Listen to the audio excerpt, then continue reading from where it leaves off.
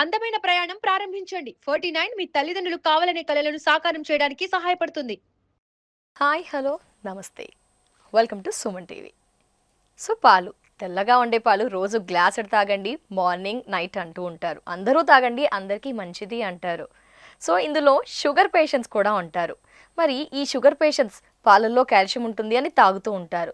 So వారికి doubt వచ్చిండొచ్చు, so sugar పేషెంట్స్ని sugar వేసుకుంటున్నాము, పాలు calcium ఉంటుంది, తాగాలా తాగకూడదా, తాగితే ఎంత తాగాలి, ఉదయం తాగాలా రాత్రి తాగాలా, సో పాలకు బదులుగా పెరుగు మజ్జిగ కూడా ఉంటుంటాయి, అవి కూడా తీసుకోవాలా తీసుకోకూడదా, ఎట్ ద సేమ్ టైం పాలు తీసుకోవద్దు అనుకుంటే కనుక పాలకు ఆల్టర్నేట్గా సబ్స్టిట్యూట్గా ఇంకా ఏమైనా ఉన్నాయా, అసలు మనలో చాలా రకరకాల డౌట్స్ అండి. తీసుకోవాలా తీసుకోకూడదా, ఒకరు చెప్పారని ఒకటి ఫాలో అవుతాం, ఇంకొకరు టోటల్గా అవాయిడ్ చేయమన్నది, చాలా రకరకాల డౌట్స్ కదా అండి.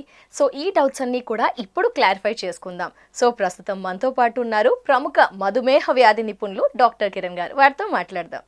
డాక్టర్ గారు నమస్తే. నమస్తే అమ్మా. సో డాక్టర్ గారు, పాలు తాగండి, అందరికీ మంచిది, అన్ని ఏజ్ వాళ్ళు తాగండి, ఆడవారు మగవారు అందరూ తాగండి అంటారు. ఇందులో ఎక్కువగా షుగర్ పేషెంట్స్ కూడా ఉండుంటారు. సో వారిలో చెప్పాను కదా సార్, డౌట్స్ చాలా డౌట్స్ ఉంటాయి, తాగాలా తాగకూడదా, వారు చెప్పారని తాగుతాం, మళ్ళీ నెక్స్ట్ డే వేరే వాళ్ళు వచ్చి తాగకూడదు అని చెప్పారు, ఇలా కాల్షియం ఉంది బట్ షుగర్ వేసుకుంటాం, లేకపోతే ఇలా తాగకూడదని. సో జనాల్లో రకరకాల డౌట్స్. మీరు యాజ్ ఏ మధుమేహ వ్యాధి నిపుణులుగా తాగాలా తాగకూడదా, తాగితే ఎప్పుడు తాగాలి, ఆల్టర్నేట్స్ ఏమైనా ఉన్నాయి, మా డౌట్స్ అన్ని క్లారిఫై చేసేయండి సార్. డెఫినెట్గా షుగర్ అయితే వేసుకొని తాగకూడదండి. పాలు తాగొచ్చు సార్ డైరెక్ట్? డెఫినెట్గా తాగగలుగుతారు.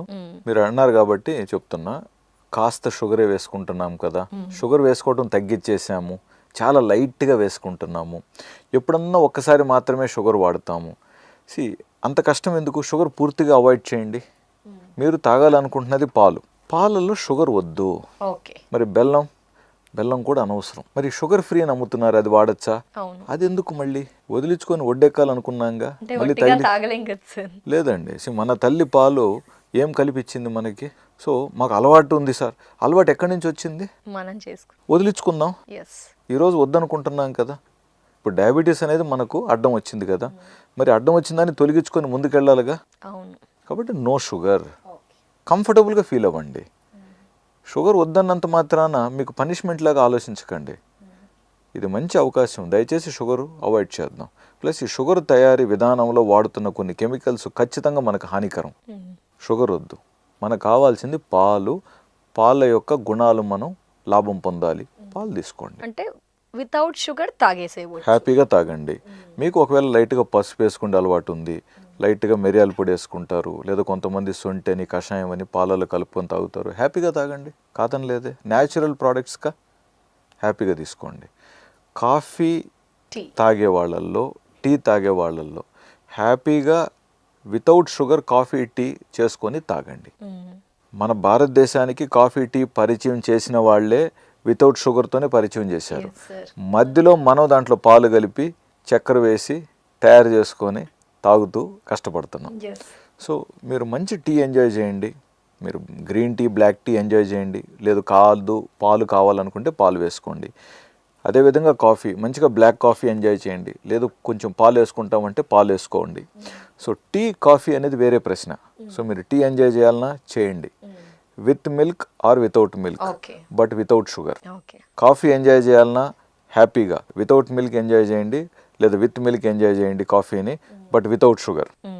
నెక్స్ట్, ఎప్పుడు తాగితే డౌట్ కూడా వస్తుంది, తేనె నేచురల్ గా దొరికే తేనె మనకి మార్కెట్ లో నెంబర్ ఆఫ్, అది కూడా డౌట్ వస్తుంది సార్, దానికి మరి ఏమంటారు? చాలా మంది పాలలో తేనె వేసుకొని తాగుతారు.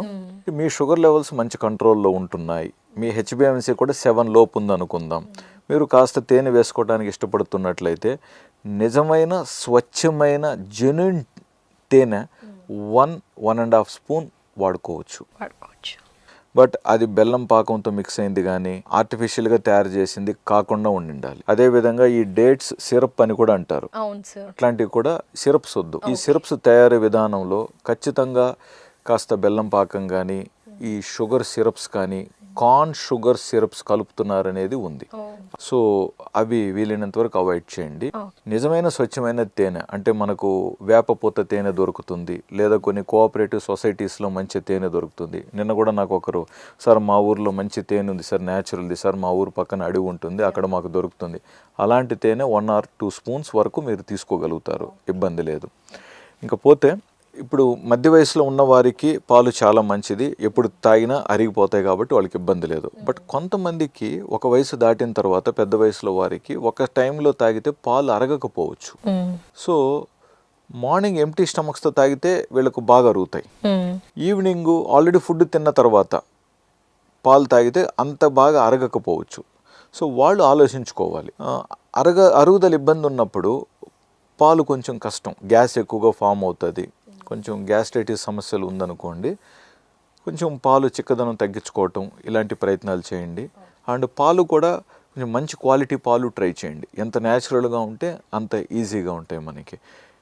నిజంగా స్వచ్ఛమైన పాలు తెల్లగా అయితే ఉండవు. కాబట్టి మీకు కావాల్సిన మంచి పాలు ట్రై చేయండి. స్వచ్ఛమైన పాలు 10 రూపాయలు రేట్ ఎక్కువైనా సరే మీరు అఫోర్డ్ చేయగలిగితే దయచేసి మంచి పాలు తీసుకోండి. మజ్జిగ, పెరుగు, అంటే పాలు అరుగుదల సమస్య ఉన్న వాళ్ళకి మజ్జిగ బాగా అరుగుతుంది, పెరుగైనా పర్వాలేదు. సో మజ్జిగ అనేది మంచి ఆప్షన్. సో మజ్జిగైనా పెరుగైనా పాలైనా కాల్షియం మనకు లభిస్తుంది కాబట్టి పాలు అరుగుదల సమస్య ఉంటే ఇవి ఎక్కువగా తీసుకోవచ్చు. సో ఫైనల్గా ఏంటంటే డెఫినెట్గా మిల్క్ ప్రోడక్ట్స్ మీరు హ్యాపీగా తీసుకోవచ్చు. ముఖ్యంగా వెజిటేరియన్స్ ఖచ్చితంగా తీసుకోవాలి, ఎందుకంటే ప్రోటీన్ కావాలి. వెజిటేరియన్స్ ప్రోటీన్ మనకు పన్నీర్లో కూడా దొరుకుతుంది, చీజ్లో ఉంటుంది. సో పాలల్లో కాల్షియంతో పాటు కొన్ని ఇతర పోషక విలువలు కూడా మనకు అందుతాయి కాబట్టి డెఫినెట్గా దీన్ని ఉపయోగించుకోవాలి. అంతేకాకుండా ప్యూర్ వెజిటేరియన్స్గా ఉన్న వాళ్ళకి ప్రోటీన్ తక్కువ అవటం వల్ల మజిల్ వెయిట్ కూడా తగ్గుతూ ఉంటుంది, సన్నబడిపోతూ ఉంటారు, కండబలం తగ్గుతూ ఉంటుంది. వీళ్ళు ఇతర ప్రోటీన్ సప్లిమెంట్స్ కూడా వారు డాక్టర్ని కనుక్కొని 2-3 స్పూన్స్ ఆఫ్ ఆ మంచి ప్రోటీన్ పౌడర్ ఏదైతే డయాబెటీస్ ఉన్న వాళ్ళు వాడగలుగుతారో వాళ్ళ డాక్టర్ సలహా ఇస్తారు కాబట్టి అది కూడా తీసుకున్నట్లయితే బాగుంటుందనేది మన అభిప్రాయం. Okay sir. ఇకపోతే ఈ మధ్య పెరుగు కూడా తీసుకుంటున్నాం. పెరుగులో చాలా మంది ఒక డౌట్ ఉంది సార్, నైట్ అంతకుముందు నైట్ తినేవారు పెద్దవాళ్ళు పాతకాలంలో చూసి. ఇప్పుడు కొందరిలో వాళ్ళు క్రియేట్ చేసుకున్నారో బయట నుంచి వచ్చిందో సోషల్ మీడియాలో అపోహన ఏమో తెలియదు, కానీ నైట్ తినకూడదు సైనస్లు అదేమైనా దానికి మీరు ఇచ్చే సమాధానం ఏంటి సార్? అట్లనేం లేదండి, నైట్ తినొచ్చా తినకూడదు? తినొచ్చు, హ్యాపీగా తినొచ్చు. కానీ సైనసైటిస్ ఉన్నవాళ్ళు, అలర్జీ సమస్య ఉన్నవాళ్ళు చల్లగా ఉన్న పెరుగు పాలు తాగితే వాళ్ళకు కొంచెం ఇబ్బంది కలగచ్చు. కాబట్టి ఫ్రిడ్జ్లో ఉన్న పెరుగు తీసి చల్లగా తీసుకుంటే వాళ్ళకు కొంచెం ఇబ్బంది కలగచ్చు. కాబట్టి మీరు తోడేసేటప్పుడే మీరు ఏ పూట తినబోతున్నారు ఆ టైంకి కరెక్ట్గా పేరేలాగా మీరు టైం చూసుకొని పేరబెట్టుకున్నట్లయితే ఆ ఇబ్బంది ఉండదనేది మన నమ్మకం అండి. Okay sir. అంటే జనరల్గా నార్మల్గా సైనస్ అలా లేని వారు తినేసేయచ్చు హ్యాపీగా, చిల్ ఐటమ్ కాదు. సైనస్ ఉన్న వాళ్ళు కూడా తీసుకోవచ్చు అండి, అందులో తప్పేం లేదు. ఇప్పుడు ఈవినింగ్ పెరుగు కావాలి, మార్నింగ్ తోడేస్తే ఈవినింగ్ తీసుకోవచ్చు. లేదు మధ్యాహ్నానికి కావాలి, ఇప్పుడు సమ్మర్ అయితే మార్నింగ్ వేసినా కూడా మధ్యాహ్నానికి బహుశా తోడవుతాయి. లేదు ముందు రోజు ఈవినింగ్ వేసినా నైట్ వేసినా కూడా నెక్స్ట్ డే మధ్యాహ్నం తోడవుతాయి. ఇలా వేసుకోండి. ఇప్పుడు ఎక్కువగా పెరుగు తోడు పెట్టేసి తర్వాత ఫ్రిడ్జ్లో పెట్టి మనకు కావాల్సినప్పుడు దాన్ని చల్లగా ఉంటుంది కదా, అది వాళ్ళకు పడకపోవచ్చు అన్నమాట. సో కొంచెం యూ జస్ట్ అండర్స్టాండ్, మీకు ఎట్లా బెటర్ అనేది చూడండి. సో సైనస్ సమస్య అన్నారు కాబట్టి ఆ చల్లగా ఉండే పదార్థాలు తీసుకోకూడదు కాబట్టి నేను ఆ విధంగా చెప్తున్నాను. Definitely sir. ఇకపోతే టీ లవర్స్, షుగర్ పేషెంట్స్ కూడా ఉంటారు, టీ లవర్స్ డ్రైవింగ్ చేసేవారు కానీ వేరే అదర్ ఫీల్డ్స్ చూసుకున్నా తాగమన్నారు డాక్టర్ గారు, కప్పులు తాగేయచ్చు సార్, మీరేమండి? అంటే దానివల్ల ఏం ప్రాబ్లం ఉండదు? ఇప్పుడు మిల్క్తో తాగినట్లయితే మోర్ దెన్ 2 times కరెక్ట్ కాదు, ఎందుకంటే డైజెస్టివ్ కొంచెం కష్టం అవుతుంది. ఇప్పుడు పాలున్న టీ కాఫీ తాగినప్పుడు పాలను డైజెస్ట్ చేయాలి కాబట్టి డైజెస్టివ్ సిస్టమ్ అంతా దీని మీద ఎంగేజ్ అవుతుంది. ఎక్కువగా టీ తాగే అలవాటు ఉంది, ఎక్కువగా కాఫీలు తాగే అలవాటు ఉంటే డెఫినెట్గా without milk, so black tea, green tea, black coffee లేక అలవాటు అయితే మీరు ఎక్కువ సార్లు కూడా తీసుకోవచ్చు. బట్ పాలు వేసుకొని తీసుకోవాలనుకున్నట్లయితే 2 times ఆర్ మ్యాక్సిమం 3 అండి. అంతకు మించి నేను తాగుతూ ఉంటానంటే అది డైజెస్టివ్ సిస్టమ్స్కి కష్టం అవుతుంది. నేను షుగర్ పెరుగుతుందని కాదు. Okay, yes sir. అది కూడా మనకి ఇంపార్టెంట్ కదా సార్, డైజెషన్ ద్వారానే మొత్తం ఆధారపడి ఉంటుంది కాబట్టి. Thank you so much sir. Doubts అయితే చాలా క్లియర్గా ఎక్స్ప్లెయిన్ చేశారు, క్లారిఫై చేశారు సార్. అందరికీ కూడా చాలా హ్యాపీ అని చెప్పుకోవచ్చు. Thank you so much sir. నమస్తే.